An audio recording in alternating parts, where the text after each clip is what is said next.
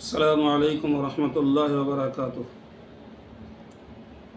সম্মানিত মুসলিম ভাতৃবৃন্দ, আল্লাহ পাকের অশেষ শুকরিয়া আদায় করছি, যিনি পবিত্র রমজান মাসের 29টি রোজা আমাদের দ্বারা সম্পন্ন করিয়ে নিয়ে আগামীকাল 31শে মার্চ পবিত্র ঈদ উল ফিতর পুরস্কার দিয়েছেন।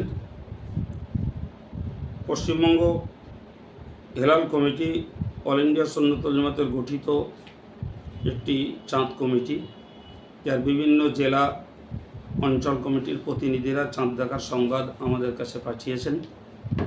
আমরা সে সংবাদের সত্যতা বিবেচনা করি ঘোষণা করছি, আগামীকাল পবিত্র ঈদ উল ফিতর উদযাপিত হবে। আমরা এই ঘোষণা করছি অল ইন্ডিয়া সুন্নতুল জামাতের পক্ষ থেকে।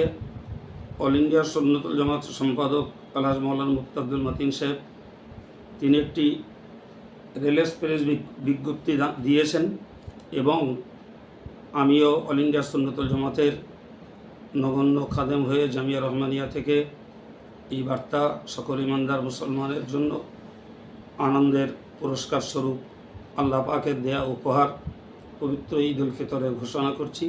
আগামীকাল সোমবার 31শে মার্চ সারা দেশ জুড়ে ইনশাল্লাহ পবিত্র ঈদ উল ফিতর উদযাপিত হবে।